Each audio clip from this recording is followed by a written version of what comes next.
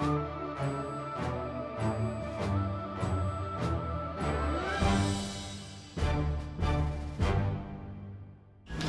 evening, ladies and gentlemen. This is the Carver Zoning Board of Appeals. We're meeting in room 4 at Carver Town Hall. It is December 7th, 2021 at 7 p.m. Mr. Casey, December 7th. Good evening. Yes, Pearl Harbor Day today. Before we begin, I'd like to welcome to the board a new addition, Patricia Picella, who comes to us from Fairhaven with a wealth of experience taking minutes. So we are pleased to have her aboard because at our last meeting, we had a vacancy in your position. So those minutes will be approved at our next meeting rather than tonight. Patricia will reconstruct those meeting minutes from the end of October. And she already has a head start on those. And the only other case was the silver case. So if you look at the website, I think you may see that decision posted, and if you don't, or by way of introduction, because I have not done this for a while, over on the end of the table is Jim Barrington, who is our alternate. The way we run business here is that the alternate participates fully in all discussions, may sometimes need to vote if one of us is absent or needs to recuse himself or herself. He's a valued addition to this board. Comes to many years of experience in education. We believe they're qualified, and his contributions thus far have been appreciated. He's the newest member of the board. Next is Frank Casey, who is a former chair of the select board and knows the town inside and out. His experience is valuable to the board for at least that reason, but also for the reason that he has good common sense and understands, I think, how to get to the nub of the issue that is before us fairly quickly. To my immediate left is Fran Mello, who has been with us for many years. Fran comes to us with business administration experience, and her experience in that field, as well as her experience on this board for many years, is valued by all of us. To my immediate right is the vice chair. This is Sharon Clark. Sharon is the most senior member of the board, although she probably doesn't want to be reminded. Sharon is a crackerjack title searcher. And I've said this before, for the record, I'll say it again tonight. She has forgotten more about real estate than I know. To her right is Mark Poirier, who also comes to us like our alternate with many years of experience in education. His last position was chair of the science department at the high school, where he was affiliated for many years. So his experience with this board, and also on issues that might touch on science, is important to us. I've introduced Patricia Picella, our new clerk. We're happy to have her. Welcome. And as you can see from that nameplate, I'm Stephen Gray. I am an attorney in town here and have been for many years. Someone asked me before we started, do we have a good board? And my response was, the best. I believe that.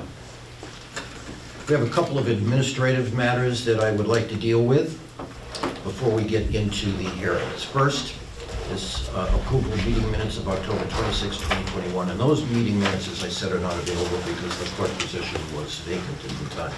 We'll take those up at our next meeting, and we'll decide on that date shortly. Moving past that agenda item then, we see a request by Bonnie Fistel of 153 Main Street for a 3-year renewal of a special permit for the operation of a commercial kennel. Is Bonnie here? Yes. There you are.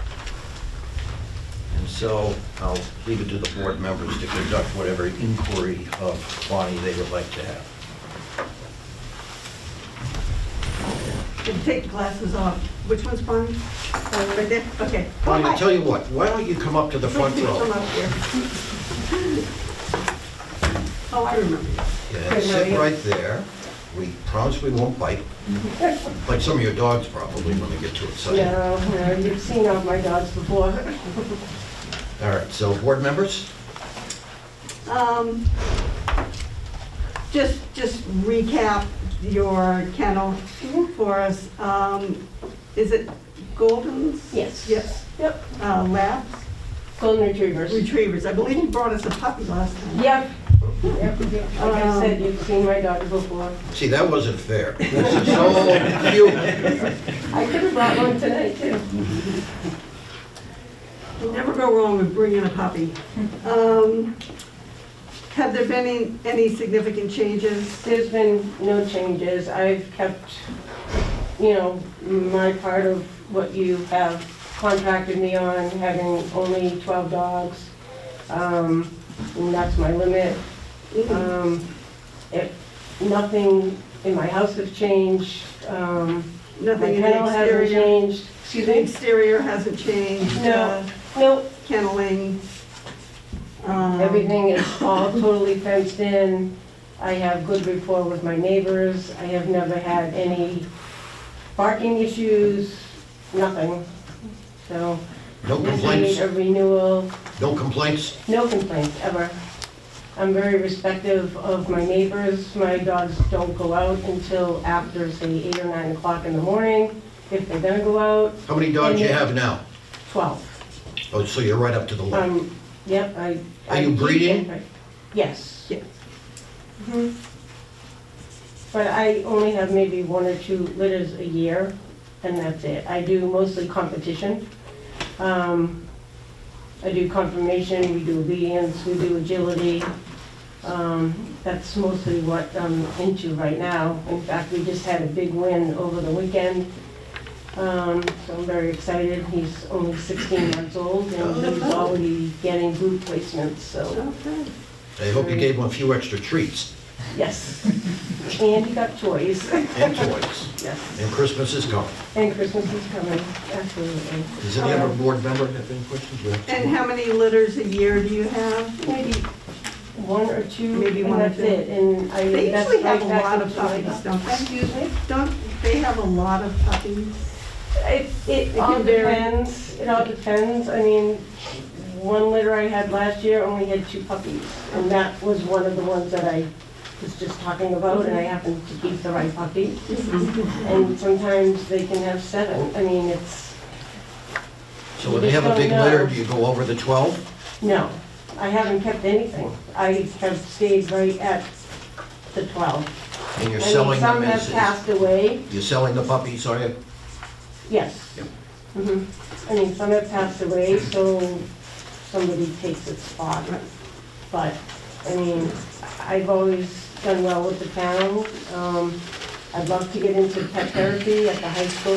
In fact, I talked to one of the teachers at the Plymouth Library. She does volunteer work there. So we're trying to get my therapy dogs into the Carver High School to do therapy work as well. You good? Oh, I'm good, unless if there's someone out in the audience. Well, That Let's came. let's ask Mr. Porter if he has any questions. Ms. Mello? Nope.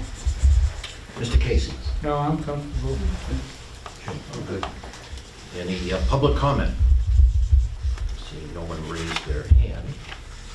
Do I hear a motion to close, well, do we need to actually close this hearing? It's really not a public hearing, is it? It was posted, wasn't it?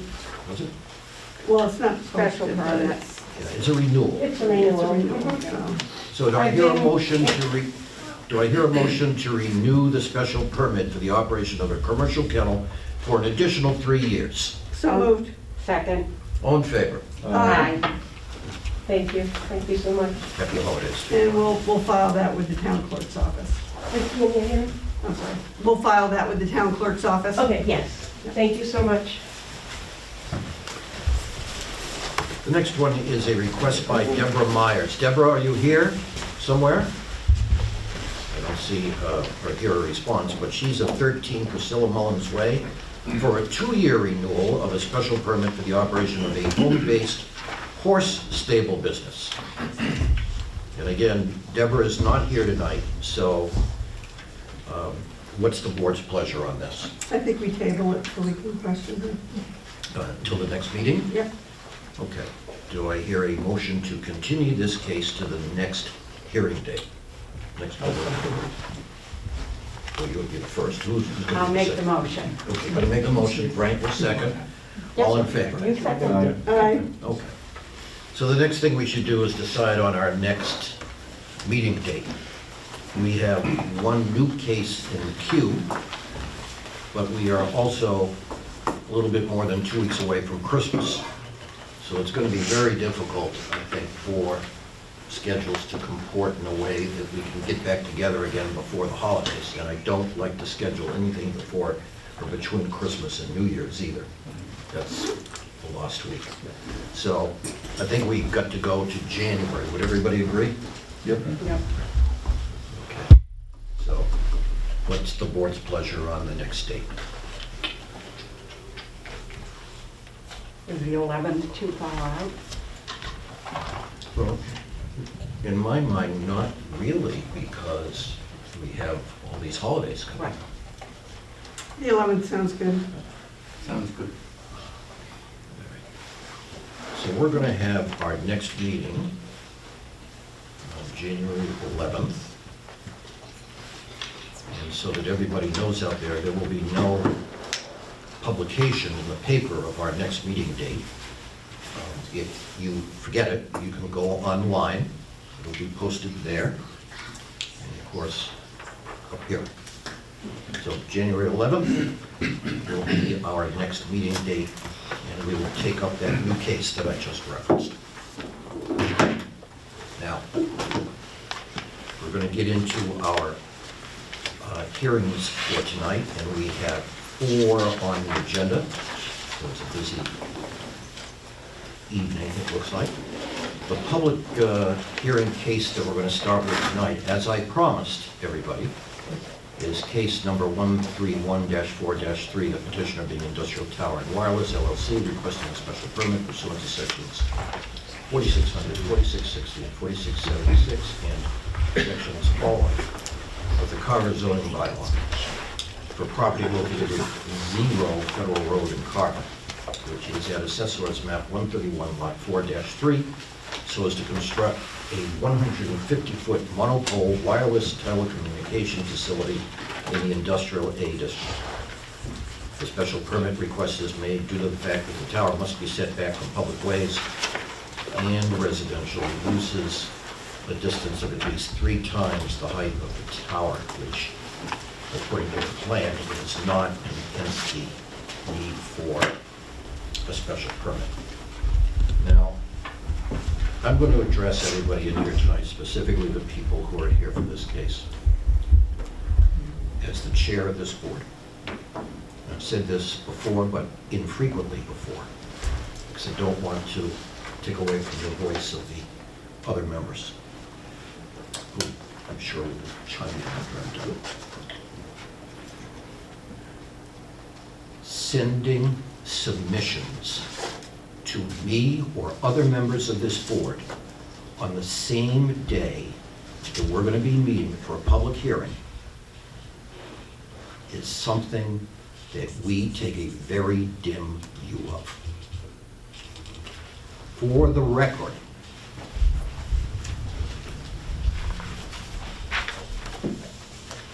I have, as chair of this board, received today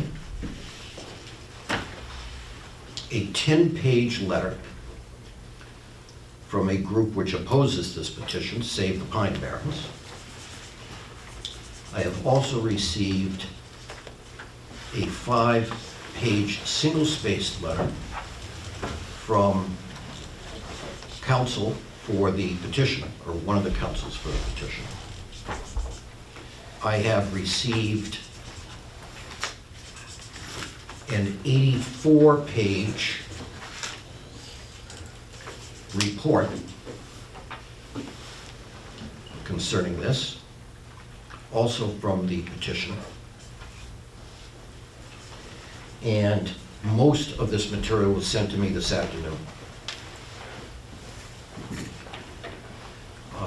And I'm not sure, quite frankly, that any of us is even remotely prepared tonight to discuss this in view of these late filed submissions. This is disturbing to me that this stuff happens. And it's not going to happen again. So my view of this is that this case is not going to be addressed tonight, despite the fact that I gave you first call out on the agenda. It's not going to happen. This board, and it's unfair to expect these people, some of whom still work full-time, it's unfair to ask this board to plow through all of this technical detail and then make an informed and considered judgment. This is going to mean that construction activities or planned construction activities are not going to happen, at least not for now. I'll stand down. What does anybody have to say about this? Oh, I fully agree. I was a little disturbed to see the amount of information that had come today. At various times, it was being emailed, sometimes quickly back to back from Mr. Chairman. And I've done 30 years on this board, nonstop. And the one thing that I try to do, and the rest of the members of this board try to do, is that we read what is given to us. We don't accept that you submit it and then give me a summation. I turn and say, that's great, but I'm gonna read it anyway. If someone's taken the time to write 84 pages with pictures and charts, I have to know what's in it or I can't decide. And that goes the same for the letters from council and what amounted to a brief. So it's not that, you know, we could tell you ahead of time, but I wouldn't be comfortable hearing testimony tonight until I've read what you want me to read, which I will. Didn't have time today. I am one of the ones who still works full-time. So this kind of thing is irritating, and it doesn't allow us to do our job on the timely fashion that we're trying to do for the applicants. So I agree with Mr. Chairman, and I wholeheartedly support kicking this down to the 7th. Or when do we decide? 11th. What day? The 11th. The 11th? We'll decide what date we're going to choose for this case. Anyone else like to be heard on this issue? I certainly was surprised to get the emails today with the volume. I was not expecting that. I was shocked. And I'm very happy that we're going to try to move this further down the road, just to give a chance. I tried to read as much as I could, but it's, you can't absorb all of this. So, Ms. Mello, anything? I work full-time. Not bad. Mr. Casey? I'm in agreement with the other members at this point. And Mr. Boyer? From one board.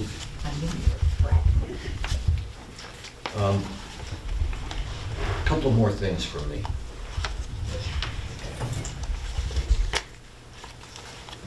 This kind of behavior is disrespectful to this board.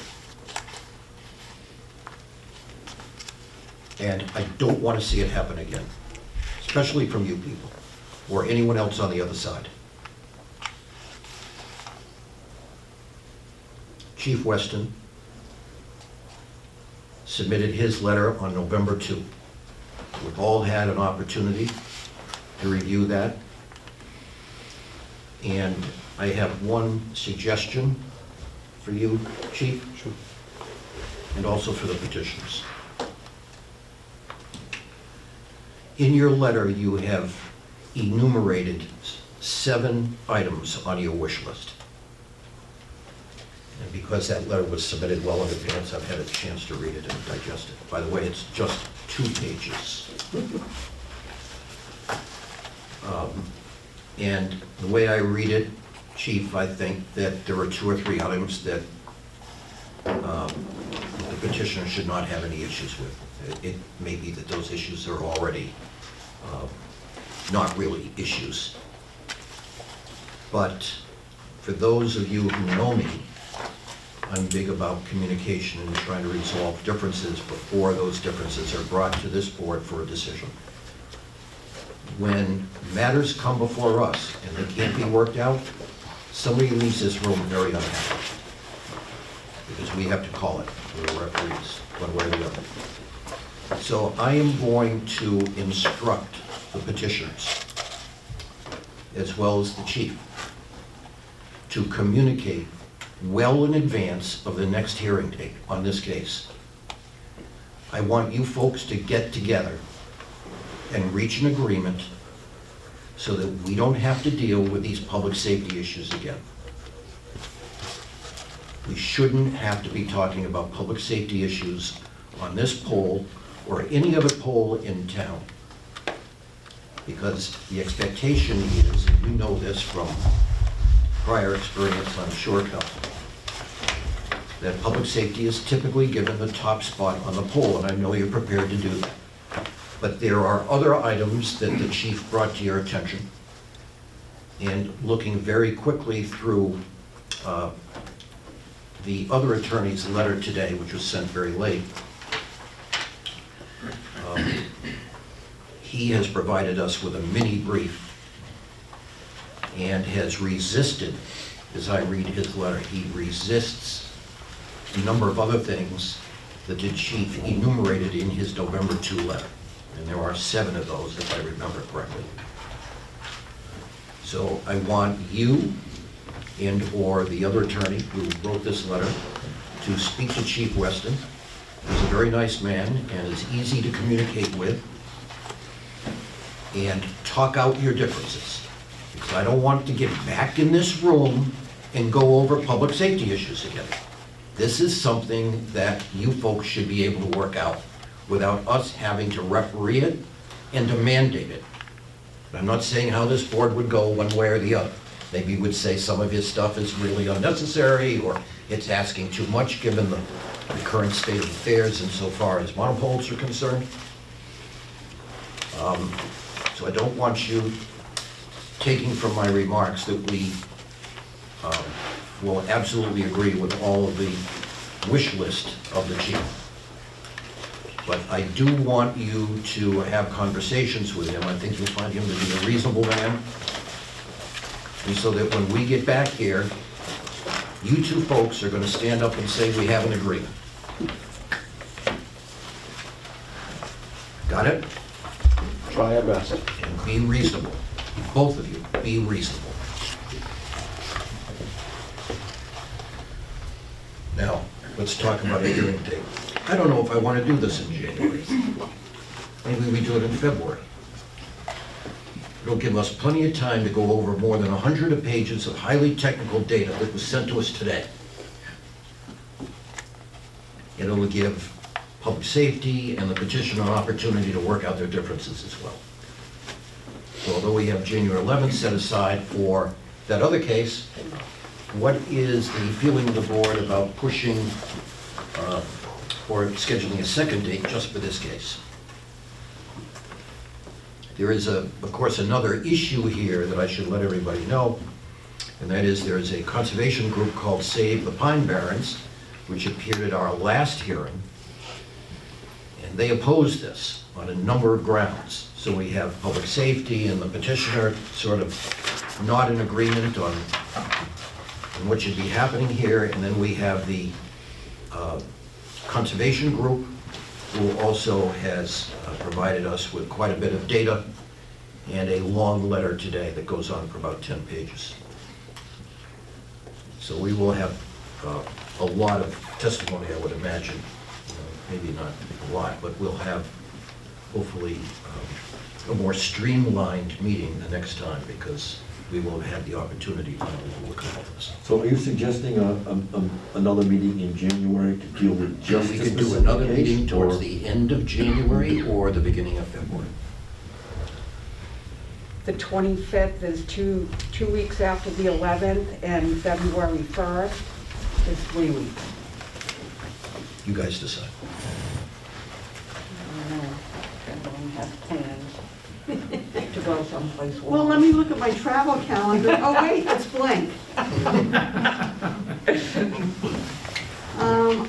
I would like to see this in January, the 20th. 25th. Yeah.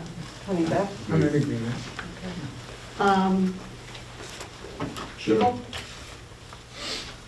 Mr. Poirier, Yes. Mr. Casey, I'm in agreement with that Jim? for the Yes. January date. Okay. So assuming that the January 25th date is compatible with your schedule, and also yours, Chief, we will call this case on January 25th. And again, the one thing that I expect to see happen between now and the 25th is a workout of any disagreement on the expectations of public safety. And please have these conversations in good faith so that we don't have to make this decision for you. Everybody good? Very good. We're good. All right, people, thank you.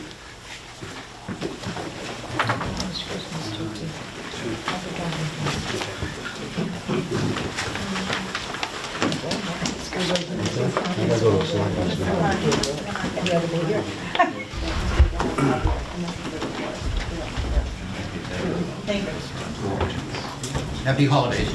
You as well.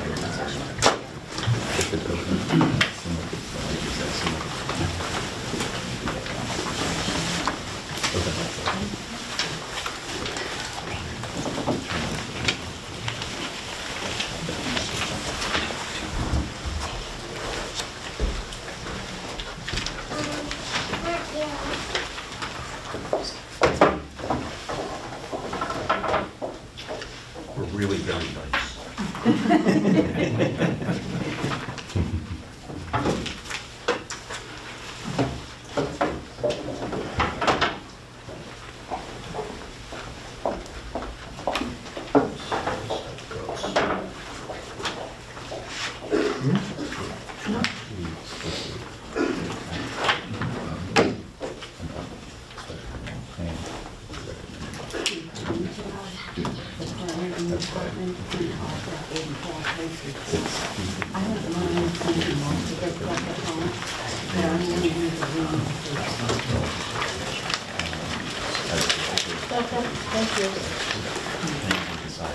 Our next case, and these are all new waters.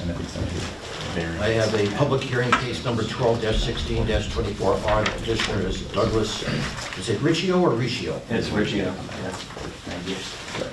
Requesting dimensional variances pursuant to sections 2320 and 5222 of the Carver zoning bylaw for property located at 21 Quaker Road in Carver, which is at Assessor's Map 12, Lot 16-24R, so as to construct an attached two-car garage along with a master bedroom and family room addition in the residential agricultural district.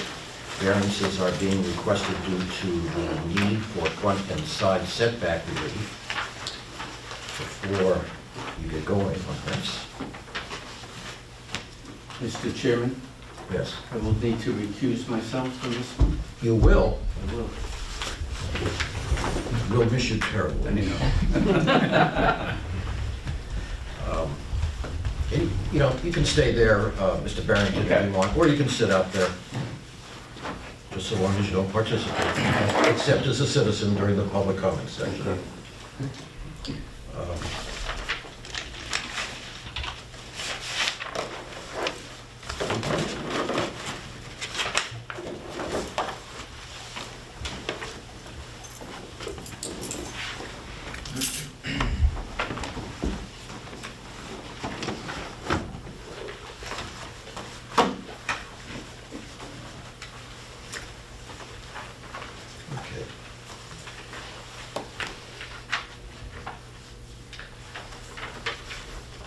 compliment you for doing a nice job on this letter. Thank you, sir. Appreciate that. We don't often see responses detailed as this, and this is helpful to us. It allows us to get right to the issues. I do actually, if I may I have additional copies on 11 by 17 if anyone would like to. Of the same I'm not, plan? yes. Yeah. And I do have some house plans too, if you'd like to see them. So you are in need of two-dimensional variances, is that right? That's correct. One for 9.9 feet on the side yard Yep.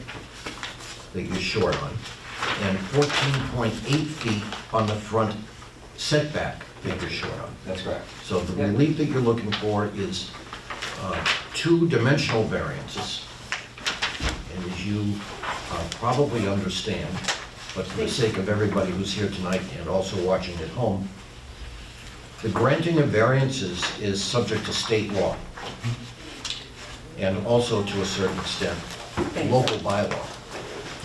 But state law always trumps local bylaw. And the local bylaw, or rather the state law, says that for us to grant a variance, it's not because we think it's a neat thing or a good thing or an appropriate project or we like the person who's presenting it. It's none of these things.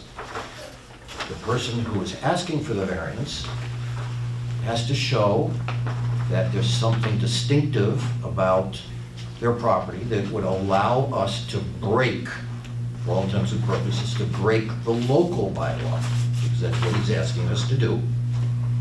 So he has to show that there's something unusual about the shape of his lot, or the topography of his lot, or the soil of his lot, and that he would be put to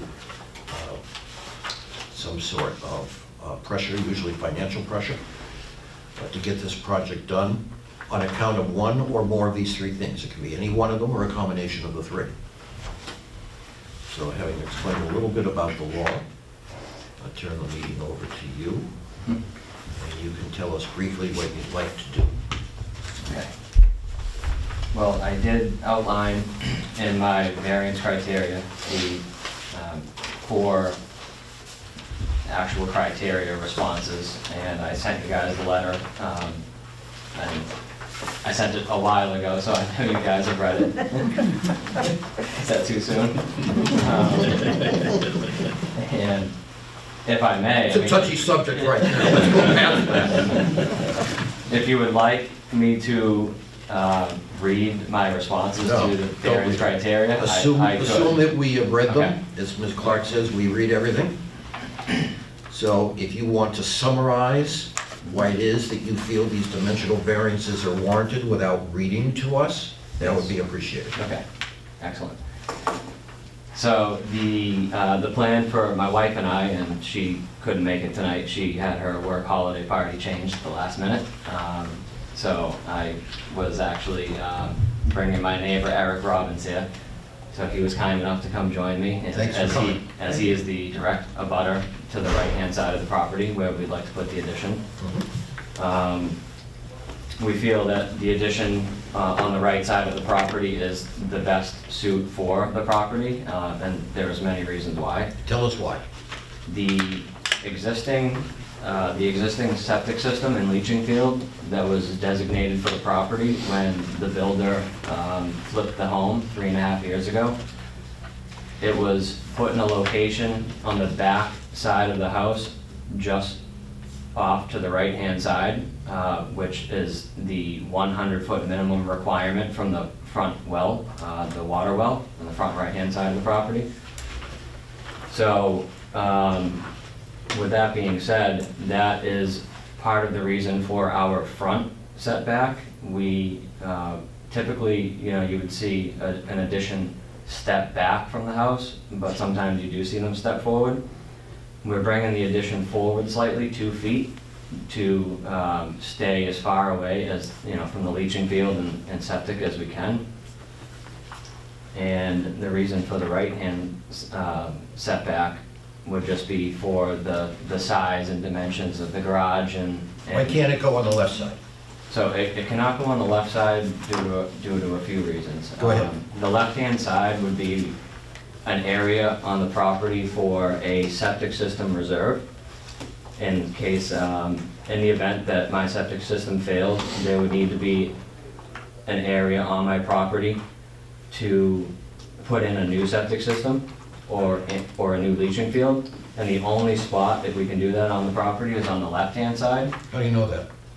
That is because the actual, my property is it's in a tough spot in the neighborhood where on the back right-hand side of the property is very low. It has a low elevation and it tends to pool water. This is the reason why the contractor had put the septic system where it is now. So the only reserve septic system space and leaching field would be to the left-hand side of the property where it's the same elevation as the street. So if we were to put the addition to the left-hand side, it would completely remove the septic system reserve area from the equation. We would not have that anymore. We would have to relocate the driveway, and we would have to relocate the entire utility, which that would act as a heavy financial burden to my wife These are and your utilities coming in. I. On the left-hand These side. are where it says OHW. Yeah, overhead lights, So yeah. those are your utilities coming in on that side, Yep. right? Okay. You also claim that there's a topography problem. What do you mean? The topography, as I had mentioned, was the sloping of the property. It goes from street level down approximately 5 or 6 feet in elevation to the backyard. So having to push the addition further back from the house, and this is to the front setback that I'm requesting. The further we push the septic system into the backyard, the higher we would have to raise the elevation of the property to not have such an exposed, what's the word, foundation.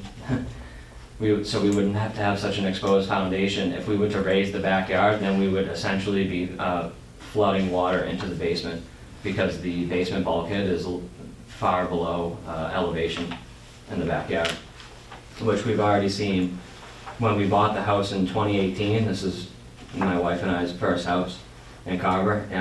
We had flooding issues right away that the builder did not disclose with us. We had water coming in over the sill plate on the, in the back, in the basement, right over the bulkhead. So we had to do some extensive drainage repairs and things like that to mitigate the water into the basement. So I'd like to do everything possible to not change the slope that I've created to remove water from the house. And I think that this is the best place for it. So I'm looking at your diagram here, and Yep. I think you said, if I heard you correctly, that the part of the garage that's closest to the street is, you say, is going to be 2 feet in front of the house? You said, because I'm seeing a dimension there that says 6 feet. That's, and it seemed to me we had an issue with one of the other houses too, where the garage was going to be in front of the house. There's something that governs that, right? That's unattached. Oh, that was right, thank you. So, yeah, it's not a total of 6 feet because it actually steps back first and then travels to the right 8 feet and then extends out 6 feet.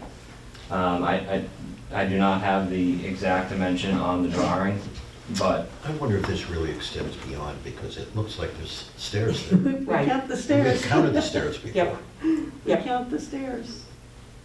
So if we count the stairs, looking at your diagram, then where the red lines are drawn in to depict the proposed construction, you're not really in front of the house, because the stairs give you the extra I was unaware of that. leeway. Thank you. Well, yeah, we have all the But that bylaw doesn't, the bylaw that Mr. Poirier was referencing doesn't apply because there's a bylaw that says an unattached garage can't be in front of the building line of the house, but this is attached. So, And I also see, it's sort of like light at the back of the house that I see shed. Yeah, so, removed. so that is where my existing shed is located now. That will be relocated to the left backhand corner of the Okay. property where another existing shed is that will be demolished. That would be demolished. I'd just like to make note that even if the addition was put on the other side, you would still need relief. That's correct. Yeah. I have a question on the back corner of the addition, the left back corner, where it says 20 feet minimum to the existing leaching field, and it looks like you only have 14.6. That is correct. Have you And gone before the Board of Health about that? I have not yet, and I wanted to address it with you guys now, and that's why I have it on the drawing. I will definitely be setting up time to discuss that with them. But we are proposing a polyvinyl barrier between those sections that do not meet that setback in place of, in place behind the foundation to protect that 20-foot minimum. We don't get into that, but Yeah. Yep, I You just know, it wanted to just- make sure that you guys had that on the drawing, and so it was on record that we will be, I am prepared to discuss that with the Board of Health. okay. Way in the back. It's here, but he's gonna move it over here. We'll get rid of that one and we'll leave the other one over Have you been, so you haven't been in front of the Board of Health. Is there a Title V issue in adding a bedroom at all? So, less than a year ago, when we initially had discussions of doing this project, I had gone in and discussed this with the Board of Health. I cannot remember the gentleman's name. Kevin Ford? Yeah, yes, that's correct. And we had discussed the capacities of my septic system and leaching field, and we came to the agreement, and it's not in writing yet, but we came to the agreement that he was accepting of our proposal of adding this bedroom, and the size leaching field and septic system was compatible to 5 or more bedrooms, which is odd, because I don't know why the contractor went overkill on that, but it's working in our favor. Was it a new Title V with the flip? Yeah, that's Yeah, correct. okay. Yep, So they installed a new yep, septic system with the house flip. yeah, The board, if we chose to grant you the relief, we could make it subject to a letter from the Board of Health, Yep. either giving you the waiver of this little corner, Mhm. because you might need a waiver on that. But we would be acknowledging that you still need to go to the Board of Health, okay, okay? yeah, so I'll set that up separately with Yep. him, okay. And what it would be if we chose to grant the relief, one of the conditions would be that subject to, no building permit shall be Yeah. issued until a relief from the Board of Health, Okay, a letter from the Board of Health is put into the file. okay. And I did make, I believe I made mention to the new building inspector, right when he came on board, that would be a discussion I would have. So, I mean, it's been a while, so he may not recall, but I will certainly get that figured out on my end. But we've changed building commissioners. Yeah, It's just- I've met both of them. Okay. I've met the new building commissioner, yeah. And another thing is that if we chose to grant, it would be subject to the plan that you submitted, so that any changes or derivations from the dimensions would have to come back in front of us, Okay. okay? Yep. So, you sure of these numbers? Yeah, I'm Okay. 100% certain on these numbers. I would like to ask, though, if I'm held to any of the ridge height dimensions on the addition. I was speaking with my architect in the past couple of weeks, and we were just entertaining the idea of raising the ceiling height in the family room above the garage just a little bit to get a little more headroom. And he said not to worry, nothing would change more than 12 to 24 inches on that final ridge height.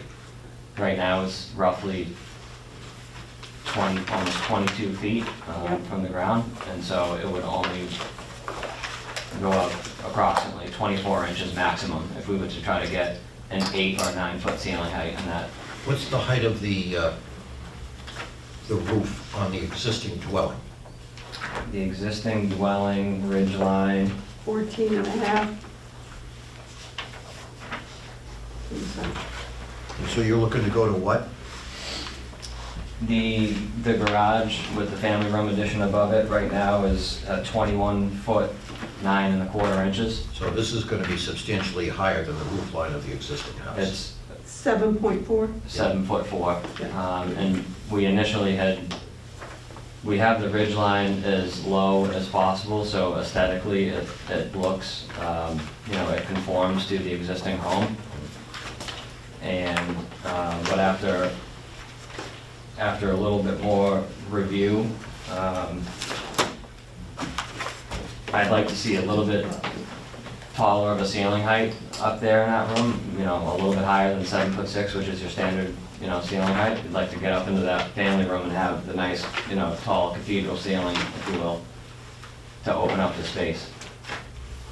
But that hasn't been decided on, and we may keep it the same. I think it's still within the, bylaw for maximum height. Oh, okay. I wouldn't say it's 35 feet. 35. Yeah, that's what I think it is. Yeah. 35.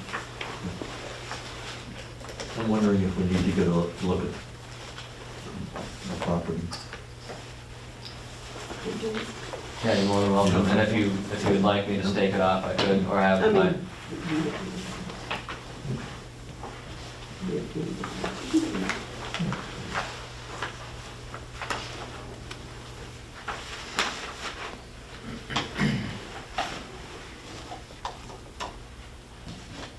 Who else wants to speak?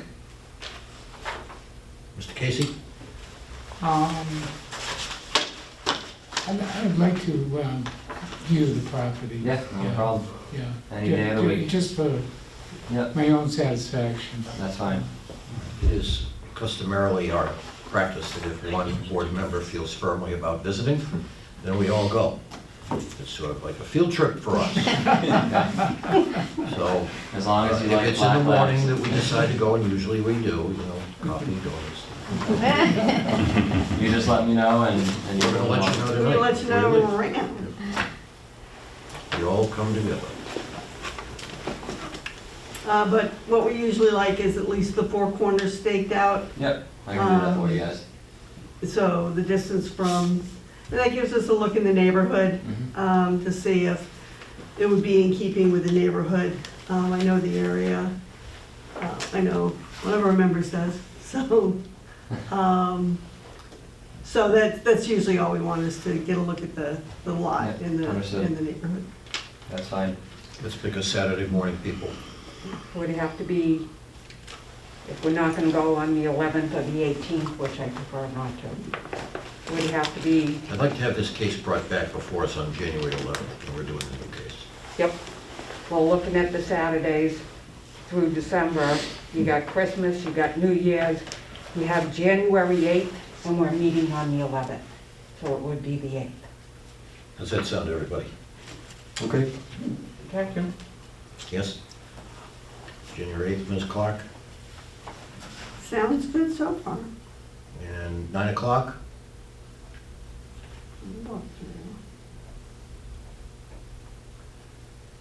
Does that work? Yep. Mr. Porter? Yes, please. Thank you. Mr. Casey? Yep. Fine. Ms. Clark? Yes, sir. Do you have any questions of us?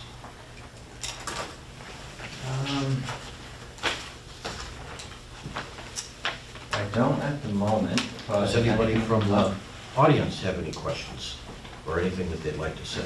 Mr. I'm the Robbins, you're director here. of to Yeah. Mr. Riccio. What's your feeling about this project?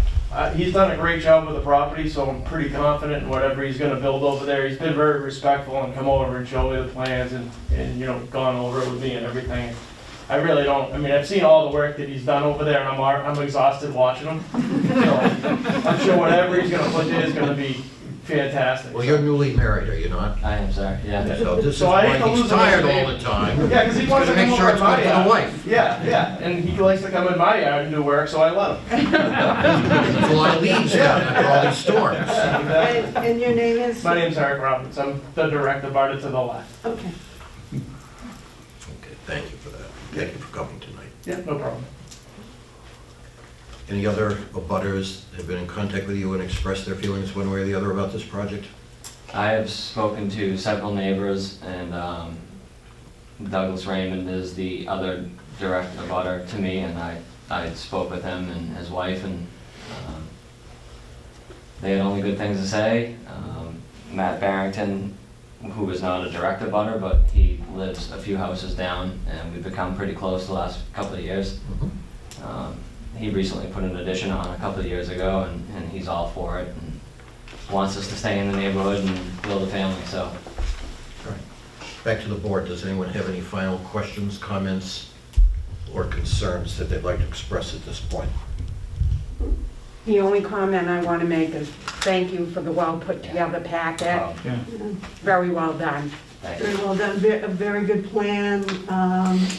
We kind of like to see the, what the finished outcome will be, not just what it looks like on a plan, Yeah. and how it goes with the house, and it looks like good use of the space Yeah. of what you're gonna do. Really looking forward to it, so hopefully we'll have the Saturday walkthrough, and then we'll come back to the board meeting, and Yeah. you guys can decide. Yeah, and The way it then, works. there's, about a couple of 3 weeks or so delay Okay. for an appeal period, but then as soon as the ground thaws. Yeah. We were hoping for sometime in early March. Yeah, End of March. if everything goes accordingly, then we make it, and we'll make a decision one way or the other.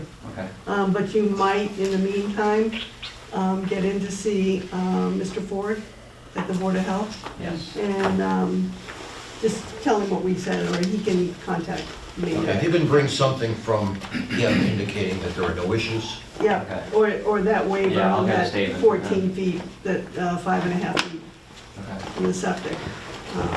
That would be, that will save time, Okay. okay? No Thank you. problem.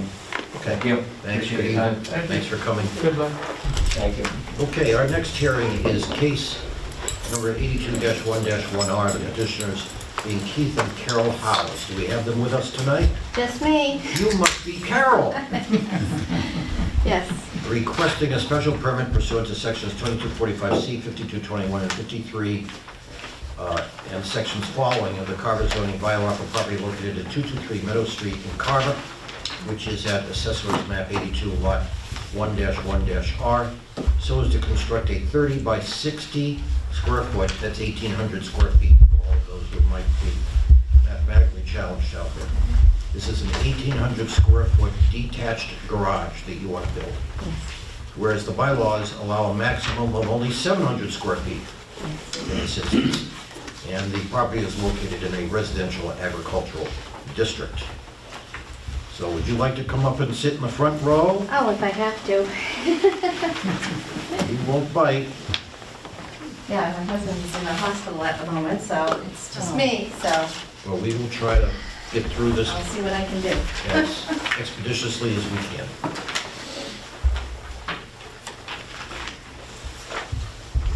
So, let's see if I have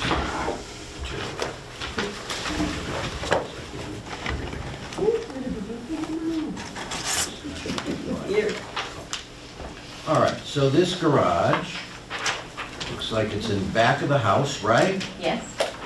This proposed garage. Here's the street. And you have 25.8 acres, is that true? Sounds like a lot of equipment. It does, and it is, and my tractor is my best friend. I use it every day practically, but, yeah, What are you gonna use the garage for? well, the front will be for parking the cars, which I've never had a car in a garage, so this will be new to me. The snow doesn't fall inside a garage. It'll be nice. It'll be very nice. I didn't want it attached because I'd rather not have a box on the side of the house. I like to be able to see things, so it's... How many cars do you have? Right now, well, we each have one, so that's, you know, a truck and a car, and he has a collectible car that he has. So And we so have a do you tractor. intend to put all three in this garage? Yes, And yes. how many doors is it gonna have? The two fronts for the cars and then one to the back. Is that where you're gonna put the third car? Yes, yes.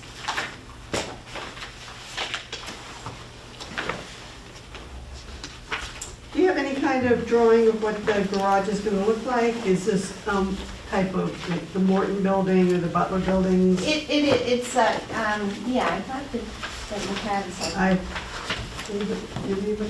It's no, actually going to match that's the existing, well, we're working on the house that's also on this property, and it is going to match the house. It's going to have the same siding as the house. It's going to have probably the same look to the front doors. So it is going to be vinyl sided.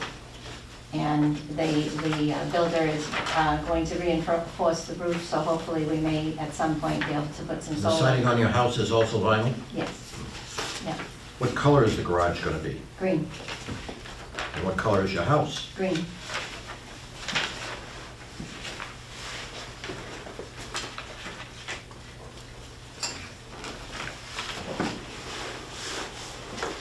And besides parking the three cars in there, what else you gonna use it for? Well, we're going to also use it for extra storage because the house that we are in the process of working on doesn't have an attic to it. The heating system, heater for the second floor is up. So in that storage attic. for personal items like what? You gonna put your tractor in there? Well, the tractor's going to go in there for sure, yep. And probably seasonal storage, I would say. What's that mean? Decorative stuff, yard equipment, that lawnmower. He also has a motorcycle, which he's never ridden. So that's just gonna sit in there somewhere, you know, nice and dry. And after all is said and done, there may be some tinkering room in there just for projects. What does the front of your lot near the street look like? Is it open? Are there trees? It's pretty open. There's a few oak trees out front, but it's not extremely heavy with trees. I'm working on it. I'm intending to, You said your house has no attic, correct? right. How about on the side where you're putting this, as far as trees, shrubbery from the lot next to you? I actually own the lot next to me also. That's where I live now. So there is a dividing, there's like some hemlocks that would basically be on the edge of the existing property. And there's enough space next to that to drive actually behind the garage. So it would actually be nice to have that at the house I'm at now, to have that border of a wall, you know, like a garage wall. And I have been working on the tree line for a long time, so it's got a lot of hemlocks and birch trees, and it's, you know, not real thick, but it's a nice perimeter at this time. How about the height of this garage? It is actually a story, it's like a story and a half. So therefore, we would have some over the car storage, which is what I'm talking about, having the seasonal things and, you know, the ability to put things upstairs. And in comparison to your house, with the house height? It's no bigger than that. No, it's very similar to the height of the house. Are you gonna have a second story? I'm sorry. It's a story and a half. It would be like a loft going up and over the car. So it's a car area. loft just for storage? Yeah. Right. Yeah, yeah. And since you don't have a plan of what it looks like, are these like garage bay doors, like one big one, two? It's gonna be two, it's gonna be two individual doors. Okay, I actually have wood doors on the house that we're working on now, which I just finished, and I would like them to blend with the garage doors, and I have noticed that you can take a fiberglass or whatever these garage doors are made out of, and you can make it look like wood. So that's my intent, is to make it match the house with doors. That's- and you have 25 acres, what else is on there? Well, we actually have a solar project in the works, but it's not, hasn't been determined that it's actually happening. Mm-hmm. So that is to the back of this property, so, that. But you don't have bogs or, no, what about wetlands? or- No, we're very dry there, and, Okay. when we moved this house from an adjacent property over to this property, so Oh, it was higher because of the water table in Carver, so the foundation, was fairly high, so it's level with the street, or I should say it's higher than the street, and we don't have any water issues. So it's a work in progress at this point.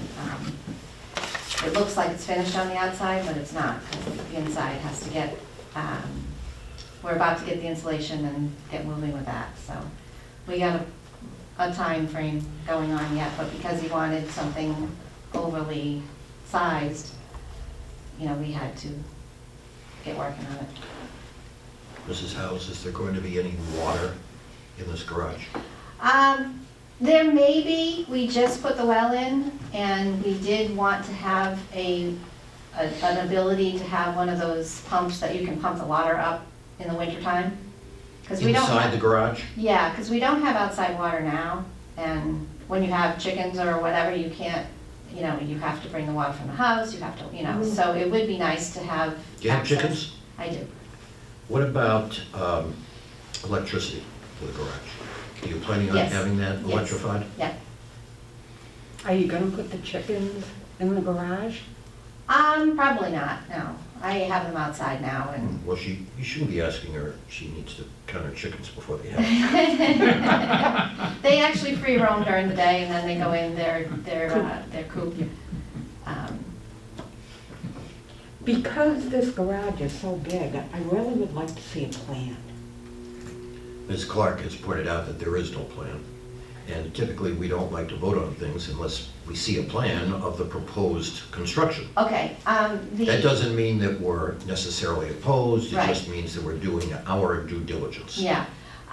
Mr. Burnett, the builder that is proposing this for us, he talked to the building commissioner about the project because he wanted to, Which building commissioner? well, I know the other building commissioner has been to my house. He Which came- other the- building? What's the the man's old name? building commissioner or the old building commissioner or the new one? We've had about 4 in the last year and a half. Yeah.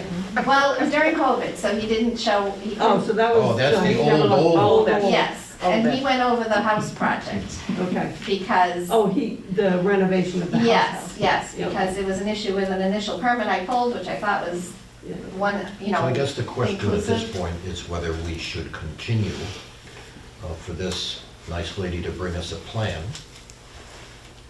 Well, what the, Because we're sort of operating in the blind here.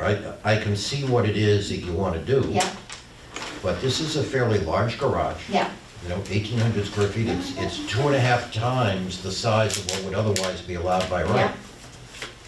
I thought you had, We have a schematic Plot of plan. where you're going to put it. yeah, But we want to see what the so garage you is didn't, going to oh, look I like. thought you had all of this stuff, maybe I should have brought you this stuff. This is what I came to the town hall with, and I do have, I'm not sure if this is Why don't you come enough up and show that to Ms. for Clark? you, but this is what the builder had talked to the building commissioner. Show this to Ms. about. Clark. Um, So this is what he had spoken to him about, which I'm sorry, I thought you had this, but I would have made more. Had I known. It really got some good pictures. So this is also, his, Rendition, yes, and he has, that's a little better. yes, and this also shows the walls and, sorry, I thought you had this stuff, I didn't know it. And of course, I rolled up mine all up and made a mess out of it, but. This is what he has used, and this is what he spoke to. Let's just give her a moment and Mr. Poirier to look at this. So is this the 30? Where are the two doors? That would be, Is that the back door? this is the builder's, what he generally does. He puts these buildings up all We're over gonna the need a place. plan. So We can't do general, that's what he wanted to Yeah, speak we're to the gonna building need a inspector plan. about. so that we know what it is that's going up there, Yeah. okay? So Yeah, basically, this is close, but not, it's basically the doors that are just the issue as far as the differences. and what it looks like. I mean, I can't tell if this is the front of the building or if this is the front, because there's no, I know I have the height of the building. Yeah, But it doesn't say if this is a 30, this is a 60, right. which would make right. sense. I mean, the doors would go on the 30 side, for the front too. But you said, And that's the back you door. said, That's This like is the back door? That's like what a back door would look like in the center, Yeah, And we the- see she and has then the front. one door in the back, two in the front. yeah. are you talking about two garage bay doors in the front? In the front, yeah. Or is this one of the doors? That is the side, that's the long side. This is the long- So the long And there, side, is that a door? it is. Install a roll-up door? Well, Insulated roll-up door? yeah, yeah, basically, I'm confused. well, basically what that is this is the builder's plan that he uses, and people change the doors, they do the front or whatever. So the long sides are not gonna have the garage doors, they're just gonna have a man door, I guess they call it. And then the front will look like a two-car garage. Okay. It's 30 feet wide. 30 feet wide. And two cars, And then it just and, goes back. yeah, and that's how, and that's, You know, just to be fair to every other large garage that we've seen in the last 2 years, we do a site walk with it staked out, and we do see some kind of a rendering. Some people just have the brochure yeah. from the builder and say Yeah. it's gonna be this one. Yeah. And it's either a Butler building or a Morton building or something Yeah. like that. Which, I mean, I don't know that he couldn't have maybe arranged the doors that were gonna be what mine would look like, that is possible. Yeah. But we wanted to see what and he had talked to the commissioner about what he generally does, and that's why I didn't get specific about exactly what my doors are gonna look like, because the building is basically the same, it's just the way the doors are set up. So he didn't know if I had to go through the process of, actually getting my own individual plan, because his buildings are basically built the same. Well, I would think I would just, take pictures at that point. yeah, out of an abundance of caution, you as the consumer should get something. Yeah, you know? we've only seen his buildings that he's produced, and, And do you know this is exactly where you're gonna put it? Yep, Okay. yep. Yes, it has to be close enough to the house to make sense, to be able to park there and get your groceries out and whatever, and, it definitely would look fine with the property, the way it's set up, and, Okay. Well, thank you for that, Ms. House. yeah, I thought you had these, sorry, I didn't realize Well, that that, you did. It's kind of been a even if we lot. had those, they're not sufficiently definite for Yeah. us. Okay. So does anybody want to go and see this place, or do we want to wait for submission of plans? It can be done at the same time we could do them together on the 8th. When did we say we were gonna? The 8th, The but 8th. I think Chairman's asking if we want to see the plans before we schedule a site walk. Well, that's another meeting, and then, Yeah, I think that we can probably receive the plans at or before our next meeting, yeah, right? Mhm. My question, first of Well, all, to take first maybe. things first, is whether we want to go and see the property. Does anybody want to go and see the property? I do. Yeah. Okay. Yes, the answer is yes. So we're going to have a visit, we're going to come and see you. Okay.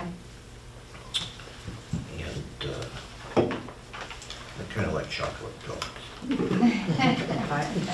You like any donuts? So, as long as it's free. where's my 7-year-old grandson? Mr. White, I don't eat donuts, I really don't. Do you want to do them on the same day? Yes. Yes. Yes. Yep. So if we do the one at 9, why don't we do Ms. House at 9:30? Is that Why don't good? we do Miss Howard tonight at 10? We're gonna spend an hour at the other place, are we? You know where Meadow Street is? If you think it's a long, okay. If we get there, Or just north keep and an eye south. out for us if we get there early. Yes, or on north and south here. All right. It takes a while, it takes 10 minutes to get from north and These south to sidewalks north. always She's a slow take- driver. These sidewalks always take longer than we say they will. So, So this will be on, what date, Mr. Ford? That would be the 8th of January. Oh, here it is. So 9 and 10. And then you're gonna come back to see all our smiling faces on the 11th. Now, I'm assuming that this, the builder, we had spoken about, I want to say that he has an architect that can stamp these plans if need be, which we wanted to see if it needed to be. So that's why we, went this route okay, from beginning. So it basically would be the same thing, and he'd have to just say where the doors were and, He's gonna draw this out for us. yeah. yep. And I want to tell you, you've done an excellent job this evening. Thank you for explaining all this to us. And we will move forward within the next 30 days to a vote on this proposal, Okay, once we view the property and look at the plans. okay. Thank you for All coming right, if tonight. there's a reason that he may not have them by that time, Let me know, or let somebody in the planning department okay. know, and then they will be in touch with me. And if you need more time, Okay. because the plans aren't ready, then we'll give you another date. Okay, How's that sound? all right, sounds good. You want to make sure you have it staked out, Yes, so Yes. we can get the visual. yes, okay. I've had to stake this out a few times, just for my husband Okay. alone, because he just couldn't understand, the space and where it was gonna go, and we couldn't visualize it, so. Okay. Me and my tractor. Thank you. Thank you. Thank you for coming. Thank you for being here. Bet. Okay, we have one more public hearing, a brand new one. This is case number 11-6-0R, the petitioner being Wenham PV1 LLC, requesting dimensional variances pursuant to sections 2220 and 5222 of the Carver zoning bylaw for property located at 27 Wenham Road in Carver. That's at Assessor's Map 100, Lot 60R, so as to construct a dual-use solar project in the residential agricultural district. Variances are being requested due to the irregular shape of the parcel and the need for frontage relief. The subject lot has 105 feet of frontage, and the minimum requirement is 150. Let me just get my work here.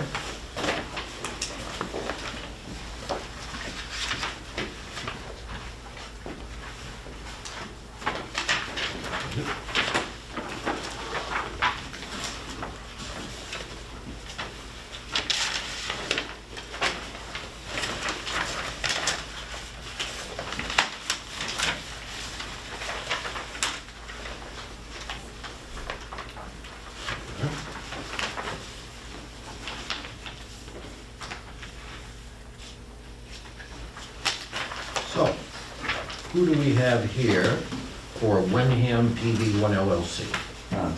Yes, my name is David Burson. I'm here from S. David Wood PC, a law firm on the South Shore here, and I'm here with Lucas Faria, who's here from Galehead Development, who represents Wenham Solar PV. Additionally, I do have a letter from Robert Pratt, who's a landowner who could not make it tonight, and I know how this board feels about submissions the night of the hearing, so I'm a little hesitant. How long to is give it this to you. letter? It's one page, I Give it swear. here. Thank you very much. Welcome very much. This letter just handed to me says that the author is Robert A. Pratt. He's the owner of the property. He's writing in regards to this variance request. The property does not possess the proper minimum frontage, which is 150 feet because it only has 105.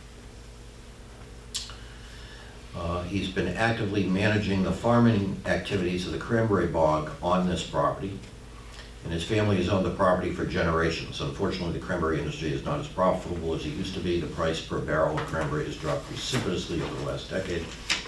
He says due to the irregular shape of this property and subsequent lack of frontage, he's unable to redevelop into another use. Therefore, the limited options for additional revenue streams inhibit my capacity to maintain this property. I'm currently working with a solar development firm named Yellowhead Development. Did you guys say you're from Yellowhead? Yes. That would be able to enhance the property with a dual-use solar array system while keeping the cranberry farming activities underneath the solar panels. He has a current agreement with your firm, Galehead, Yep, that's right. for a purchase option of this property. Is it a purchase option or a lease? It's a purchase option. So you're gonna buy his farm, Yep, that's correct. and then he's gonna continue to farm it? So we have another person who would be actively farming. So I'll ask you a little bit more about that. I'm Okay. not quite sure what you meant by what you just said. Although this agreement is not for a lease option, as you just said, the reasons behind the agreement remain the same. We take this letter under consideration for granting the dimensional variance pursuant to sections 2220 to 5222 of the Carver zoning bylaw, so as to construct this dual-use solar project in a residential agricultural district. So you're buying Mr. Pratt's cranberry farm. That's correct. Yeah, You're gonna put in these solar panels. yeah, And then you have some sort of agreement with another person to farm this property, is that true? So, Robert Pratt currently has an agreement with another gentleman called Mike Guaino, and he's currently farming his property. So he would just continue, once we take ownership of the property, continue farming it. And do you have an agreement with this gentleman? We don't yet. Bob still has the agreement. Once we fully purchase the property, then we would enter into an agreement with him. Go ahead. What else would you like to say? Sure. So this is a little different relative to a typical dimensional variance request. So this property, and I'm sure you guys have got that site plan in front of you. So as it was adequately stated earlier, obviously the purposes of a variance or a request relief from specific sections of the zoning bylaw.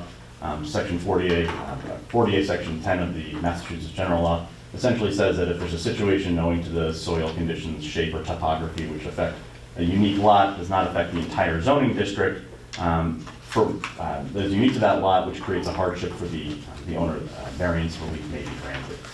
In this instance, it's not familiar. very familiar. In this instance, if you take a look at the site plans, particularly page 2 of those site plans, it gives you a better idea of the shape issue that we're talking about. So at some point in the 60s, this lot and the adjacent lot to the north of it were under common ownership. And I believe at that time, the 150-foot frontage requirement did not exist. At that point, some point in the 60s, the house lot to the north was separated from this agricultural farming lot. And that house lot, unfortunately, to, I guess, abide by the setbacks, required a substantial jut into this property. So you can That see the little triangle? that's not the triangle. So if you look on page 2, there's like a choke point where it looks like the lot Oh. narrows substantially. Yeah. It's almost like an hourglass shape. It's like an hourglass shape. That choke point is approximately 20 feet wide. Unfortunately, for our purposes, not only does the frontage essentially make it impossible to do anything on this property that doesn't already exist, but that choke point makes it impossible to develop for other purposes as well. So for instance, this is an approximately 26-acre parcel of property. You know, oftentimes developers will look at a large lot like that and say, we don't have the frontage, we could submit this to the, for a subdivision potentially with a 50-foot roadway. This obviously we're precluded or prohibited from doing because of that choke point. This property literally can't be used for any other purpose as far as we can tell, other than the existing operation on site due to these irregularities. So the only relief you need is 45 feet of frontage, is that true? That's correct. Yep, that's correct. Don't need any other relief of any other kind? No other dimensional variances are requested. The actual solar array would abide by all the underlying dimensional setbacks and requirements as well. Yep, that's right. And one additional thing, just to address your earlier comment, in terms of keeping the farming operational, this solar array would go under the SMART program, which is the state solar program for Massachusetts. So you have to keep it anyway? Exactly. For dual use, you have to keep it, the farming operations undergoing for the 20-year lifetime of the project, so as part of this dual use scenario. to kind of go back to the statute, kind of just looking at the requirements of what constitutes or what is adequate for a variance. They talk about what are the purposes of the underlying zoning bylaw section for which relief is being granted. And in this case, that frontage requirement exists to allow for safe vehicular and pedestrian egress and entrance to a site. In this instance, we're not looking to make any changes to the access for this site. It will continue. It's adequate for purposes of the vehicles that we need to enter and exit the site, operational and emergency vehicles. So we believe that we're still meeting the requirements under the actual zoning bylaws. There's no harm to the zoning bylaws, or it doesn't take away from the purposes of the underlying zoning bylaws to grant this relief. I have a question. So many Go right questions. I just want to make sure I'm getting this straight. So I see the choke point. Yes. That is Wenham Street, correct? Just take a look. Here? Yes, that's correct. Okay. When you come in here, I'm assuming that's your access to the land, that's where you need your relief. Mhm. How wide is that choke point? So he was mentioning it's about 20 feet. We haven't measured the exact distance yet because we're still going to do all the diligence for the solar project. But as I've measured on my GIS maps, it's about 20 feet. Is that going to give you enough clearance to get your equipment in and out of there So without accessing someone else's property? yeah, I see what you're saying. So the road currently does provide access for the ongoing farming activities, and spoken with the farmer, there's some quite large vehicles that pass by there. But Not the road, I'm talking the choke point. yeah, through the choke point. And of course, I mean, anything that would be required at the time of the special permit and that kind of site plan review, we would try to make the best out of this specific choke point situation. Anything further, Ms. Mello? Not right now. Mr. Casey?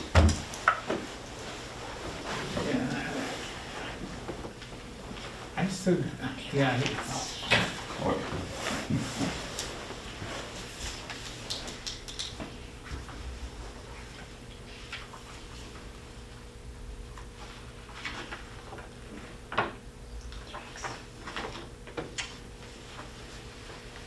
obviously, I'd really like to go out and do the sidewalk too, just to see for my own satisfaction, and see. I think that whole area is wooded. Yeah. I think Around without, it, yeah. yeah. It shouldn't take long. But there is a road going through. Correct, the road goes right through the Yeah. choke point. Exactly, you Yeah. can't see it on that Okay. satellite image, but there's a road that goes through it. So if you came out there on a site walk, Yep. would you be able to mark both sides of that the boundary area of that innermost point? I see, okay. The choke Yeah, point, we so can you do that. can see Yeah. how narrow it How, actually what you've is. got. We can absolutely make that happen. Yeah. How many panels are you planning on putting in? So we're still finalizing the design on that front because in terms of the panels, you can sometimes get a panel that's a higher wattage at certain points depending on availability. And then that would essentially change the number of panels that you're ordering based on the size of the project. But the size of the project itself is 1 megawatt AC. Okay.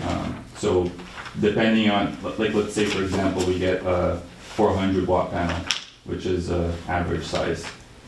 We're looking to get a 1.4 megawatt DC array.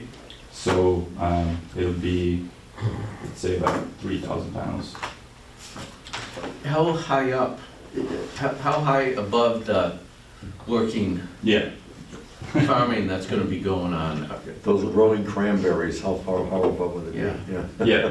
So that's a great question. And I've actually been talking to Mike Reno, who's the gentleman who's actually farming the property actively right now. He says that he needs, at least 6 to 7 feet of clearance to use his equipment if we were to build something overhead on the cranberry farm. So on the low point, that's what we would need, 6 to 7 feet. But then you need to account for the tilt and the top part of the panel up top. So that would probably be around 10 to 11 feet. You know, The top of the panel would be 10 feet, is that what you're saying? The top part, yes, Depending upon what angle it's. exactly, yeah. And as far as the, and I apologize, I don't mean to cut you off, Chairman. As far as that, the size, you were asking about the shape and location of it. Some of that is also subject to some modification at this point because there are some setback waivers that we are potentially seeking from butters that are allowed under the bylaws, but if they're not given, we'll adhere to the required setbacks. I'm not doing this until I have a plan. I need to see what's going in there. So I think, at least from our standpoint, so the special permit process hasn't been started yet with the planning board. That they're the permit granting authority for these purposes. That's right. So that being said, I guess my question is this board not inclined to issue any decision until we've started that process with the planning board? And that's merely just from a standpoint of us, planning as far as, how we should move forward with this. Yeah, speaking only for myself, I think that you should get going with the planning board so that we can see what it is by the time you get around to us that's being planned out there. It's kind of like putting the cart before the horse, don't you think? To a certain extent, from our standpoint, we're hoping to get access before we, have the engineers come out and spend all the money on the engineers to go to the planning board and, because quite frankly, if we don't have access, we've got nothing. Right. Yep. I'm the abutter. Without that road, they can't get back there. I didn't hear you, ma'am. I said I'm the abutter. I live at What's your name? 31 Lennon, Margaret Wood. Margaret Wood, and Yeah. you live where? 31 Lennon, Nice to see you. right next to them. And what do you want to tell us? Without that, they can't get down there without access down that road. But my question is, that road is small. It's not a very big road. I'm not sure that they can get big trucks in and out of there. And there's a river that runs over here. That they can't widen that road to get down there, going any closer to that river. They have wetlands And the issues? There are river is a certainly wetlands on runoff site that from we have to Wenham avoid. Pond that goes out to the reservoirs out back. You got planning board, you got conservation Conservation, commission, there's a lot of and you got places to us, go, and you yeah. chose us first. Access, right? Probably for the board. Maybe we are first among equals. It's a funny little piece of land. It is, I own the other family's part of the land. He's dealing with one family's part of the land. It was originally one great big property that got divided up amongst children. So I own one part of it, they're looking to get a different part. Very So fairly divided amongst all the When it was children. divided, it was not divided into square pieces by any means. Are you the one right next to the choke point? Yes. You that property? That right being there. me. Yeah, to the north, yep. What makes you confident that whatever trucks that you have to get down there, I mean, how do the trucks and machinery that you're gonna have to get in there compare to the trucks that a cranberry grower uses to get in there? Do you have some sense of that? or? I'm gonna point to the solar company. Yeah, sure. No, that is a great question. I have worked in other projects in Massachusetts that did have very difficult access. I don't know exactly in terms of the angle, whether or not certain size trucks would not be able to make it there.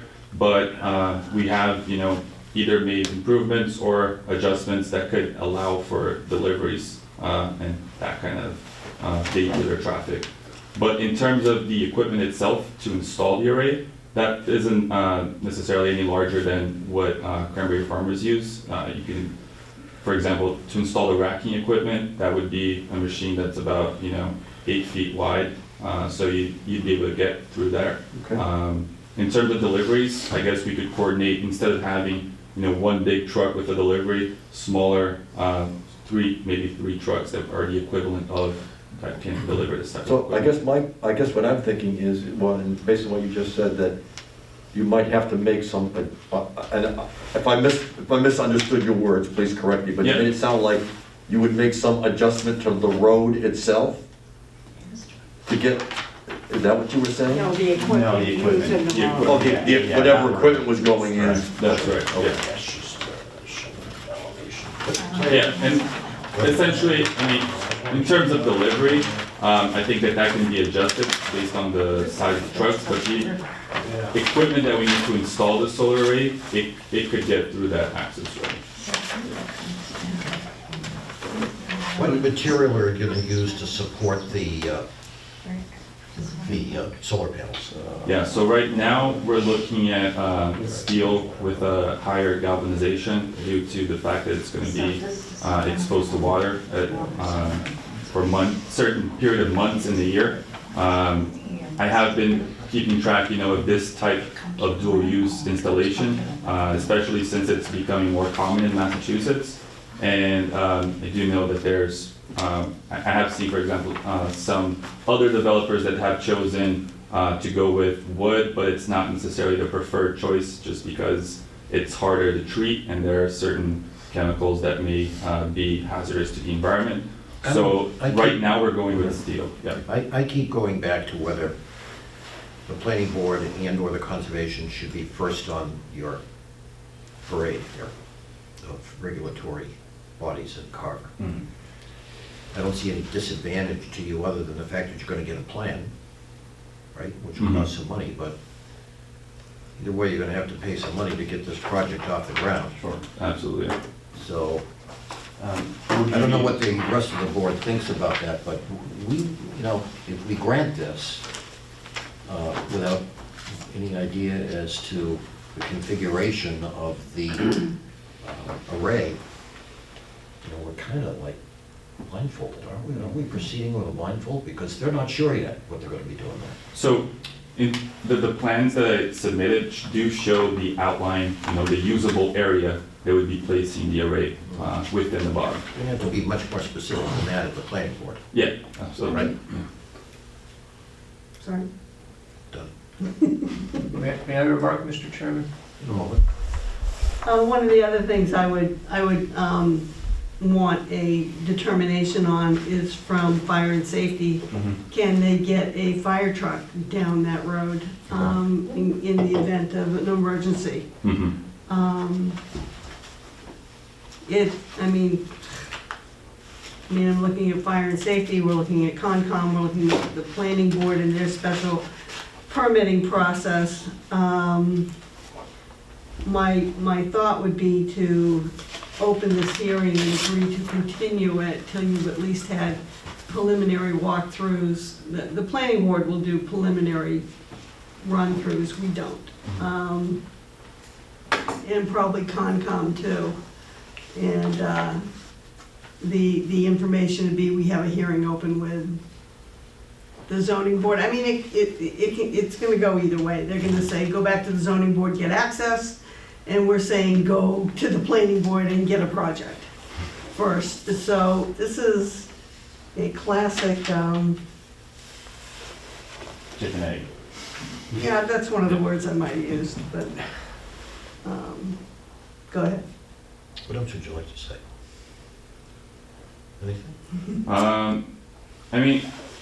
Speaking about the nature of this project, this dual-use concept is a little bit of a novel concept, but it is being incentivized by the SMART program, which is the Solar State program. It was rolled out in 2018, and since then, there's been some traction, in We're familiar with Western Massachusetts. Yeah, they've actually just commissioned the first solar project last year. I think that is a dual use, and now more are starting to come online.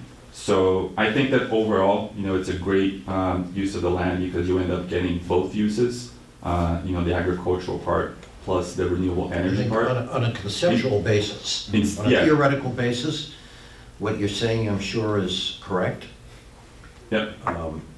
But we need some more specifics, and I think you folks need to do some due diligence with the planning board and/or the conservation commission. They will both give you guidance ahead of time. We won't. We don't do declaratory decisions, Okay. right? You know what I'm Yep. talking about. So, reach out to these folks, because you're gonna have to bring them in anyway. Yeah. So on that note, actually, I have spoken to the planning board, and they have actually said to speak Who have with you spoken to at the with planning board? Jim Walsh.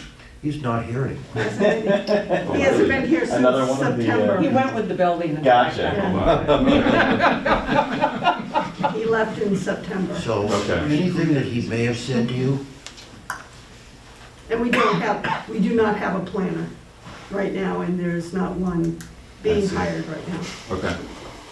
So you're gonna need to reach out to somebody over in the planning department to kind of get some direction as to how to proceed with the planning board itself. You may want to get on the agenda of the next planning board meeting. They usually have a couple of meetings a month. And speak informally with them ahead of Yeah. time. They do discuss, for Right. discussion points. They will give you, they will declare some preferences and give you some guidance, in the Conservation Commission too, on the water issue.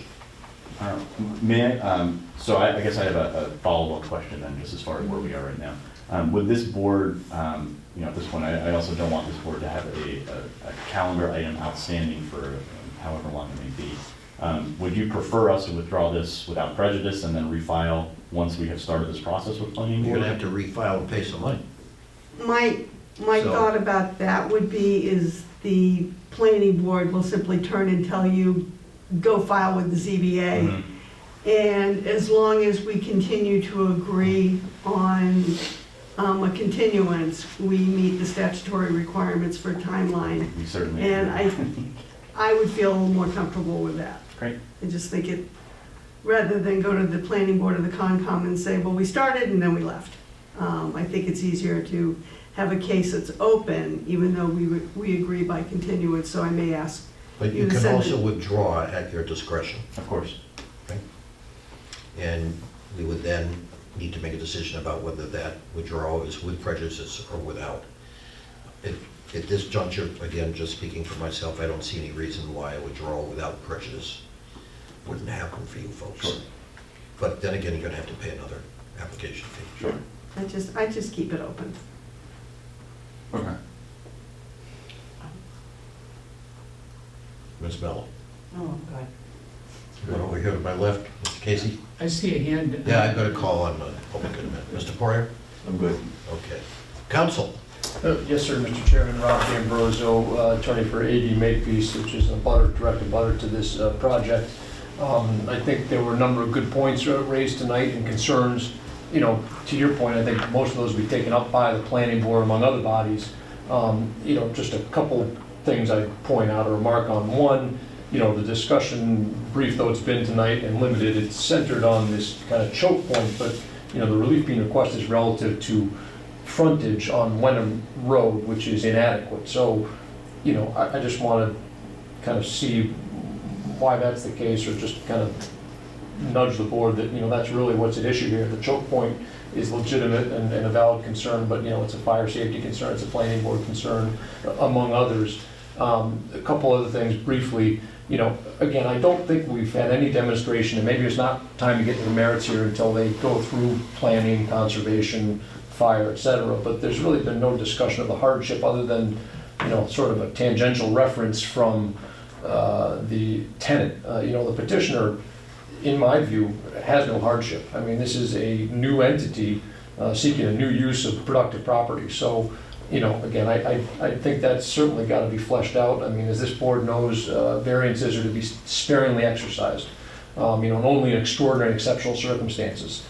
I just don't think there's really been much of a substantive presentation about, how this situation is unique, what the financial hardship is, how the dimensions of this lot or other characteristics are so unusual. I mean, if it is the case that this was divided in the 60s to create two lots, get a house lot and a farming lot, there was an economic benefit then.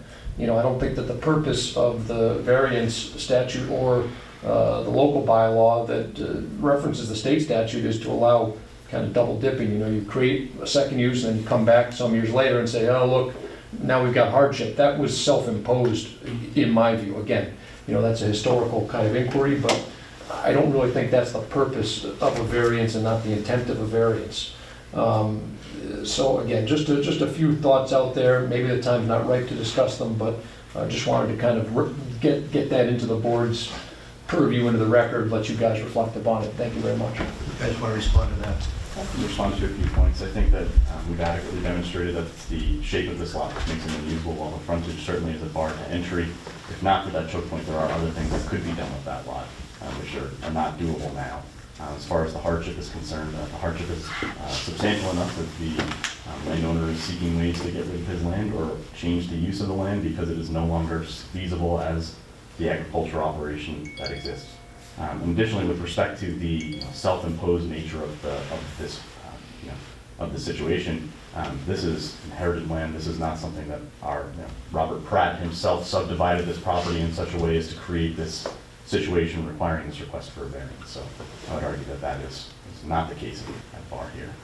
And just to clarify also, when the property was subdivided, I think it was around, late 1960s, this 150 feet minimum requirement was not in place in the Carver bylaw, so it was not an issue then.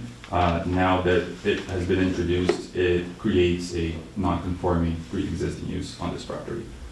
So I think might he have known about that ahead of time, this might not have been the case, so now he's trying to rectify based on the change that is now affecting him directly from the bylaw.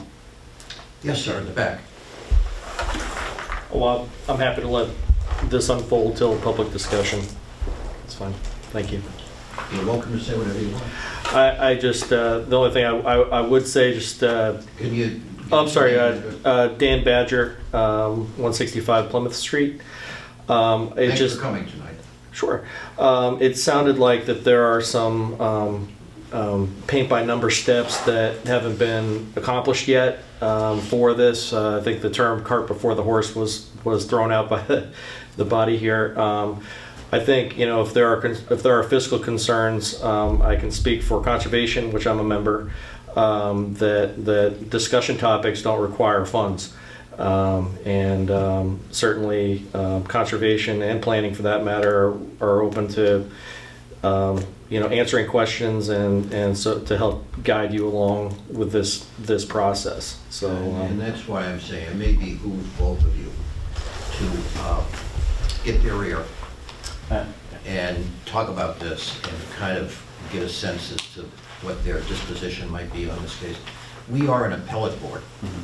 So we only act or react after decisions have been made by other folks in town hall and other committees like Mr. Badger's, the Conservation Commission. They're like first level committees. We get cases, as you know, on appeal. Unless it's within your specific purview. Right. So, the decision has already been made by somebody in town hall by the time the case comes to us, in almost every instance.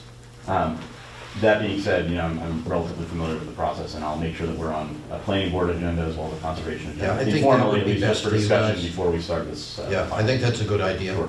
Well, with deference to you, counsel, and your comments, thank you for those. Does anyone else want to be heard? No, I'm good.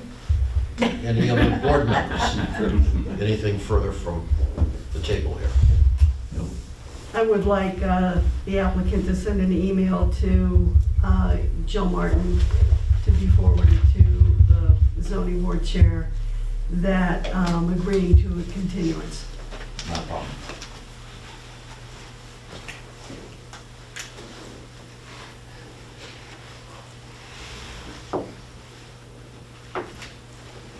So we have opened the public hearing. We have. And is it not now necessary to do a site visit because they've got some work to do first? No, Not yet. I We don't think yet. we wait. I think we wait until the snow is deep enough. Yeah. It could be more fun then, be prettier. It's a pretty walk down the road. Yeah. Well, thank you both for sitting through tonight. I've never gotten used to being last on a court agenda, right? And you folks unfortunately had the last position tonight. So thank you for being patient with us as we work through these cases. As you know, they're not easy cases many times, and they are often controversial cases. And things can happen that are disturbing during the course of these cases that we have to address, as you heard tonight. So, again, thank you for your patience and for your attention. Council, thank you for sitting through all of this. Mr. Badger, thank you for coming tonight. Thank you, ma'am, for having some input. This is all very important for us to hear. And I now ask for a motion to continue the hearing to the date of January 11th? January 11th. I'll Yes? make that motion. Second. I'll only make the discussion point that if you haven't finished the due diligence, that at the time of the meeting, you send another email formally requesting a continuance. We will. Okay. And we will make sure that that does I not mean, happen. you've heard me say tonight, this is a really hard time Yeah. for people. Should we move it out to the 25th? No, I don't want to. No. No. We're going to deal with that case on that day. So, We don't want to be on the same day as that. Waiting for that. so January 11th, and if you need more time, we're happy to afford you that time. Just give us more than 24 hours notice. Yeah, And you're going to understood. know whether, you're going to be able to get on the agendas and have constructive discussions with the Conservation Commission and the Planning Board before that. Remember though what Ms. Clark said, and that is right now the town is without a planner. Mhm. So you're going to have to kind of work your way through that. Is there somebody, assisting the planning board or an administrative person? Okay, nothing like that. I would not go in that direction if I Okay. were you. All right. Not just yet. Okay, Okay? I think your best bet is to get on the agenda and discuss this with the board members. you got it. Okay? Sound Okay. reasonable? Yeah, sure. Okay. That works. So I'm Appreciate sorry the to have to hold you up, but I really do think that you need to be going in that direction first, rather than going straight to an appellate board. No, No, you agree? no, I agree. Yeah. Okay. We know we start with the trial court counsel, right? We go to the appellate court. So, yeah. So vote on that motion. Yes, vote on the motion. Everybody in favor of postponing until January 11th? Aye. Aye. So that's a unanimous decision. Thank you very much for having us And this we evening. now know how Thank to you. proceed, Thank I you. think. And again, if you need more time, folks, that's perfectly fine. And we Yeah. apologies for the letter, we will not do same night submissions ever. We promise. Oh, you heard that part. Oh, we sure did. Have a good night. Thank you, good night. Happy holidays to you both. Thank you. Council, nice to see you again. See you guys. Happy holidays, if I don't see you.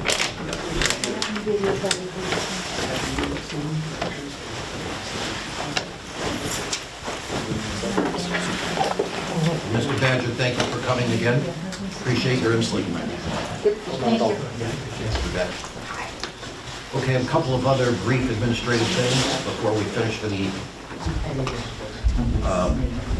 We have an OML that was filed against us by a Mary Dormer. It's been suggested that there be a motion, and I'm going to give you this motion, and somebody can adopt it in a second, okay? That the board acknowledge receipt of the OML complaint concerning its October 26, 2021 meeting, and that it authorize town council to respond on its behalf. So moved. Second. Any discussion? For purpose of discussion, I will say that I think all of us have seen the complaint.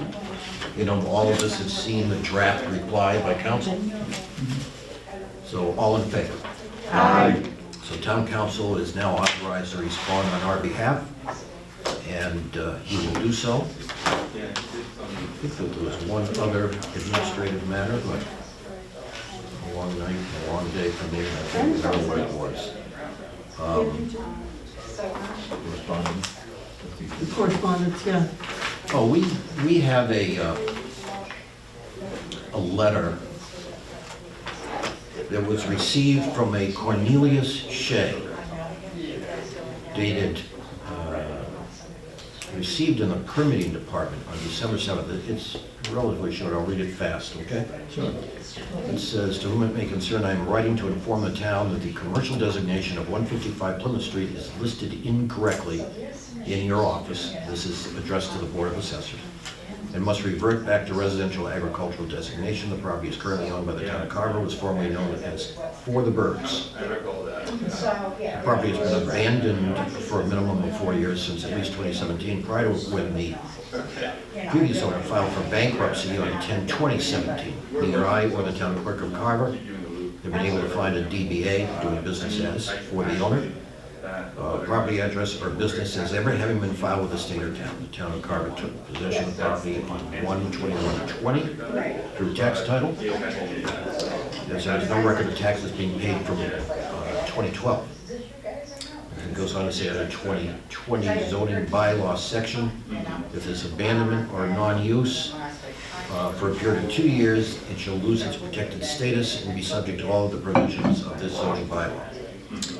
Accordingly, the property must immediately revert from commercial status to residential agricultural.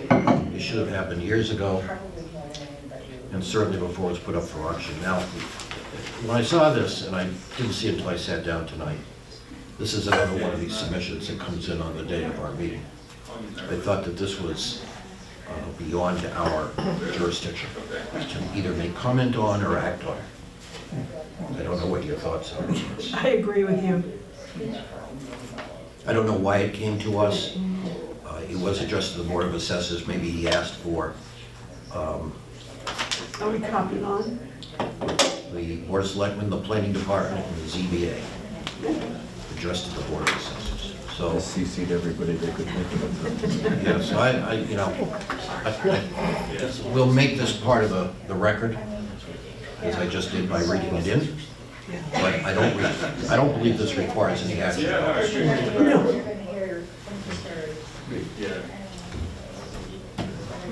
So, any other questions or comments? No, sir. I think we've waded through a fairly lengthy and somewhat controversial agenda tonight. Thanks for everybody and their participation as usual. I'm amazed by everybody on this board. I think these folks are fabulous. And I ask now for a motion to adjourn. So moved. Second. All in favor? Aye. Good night, Carver.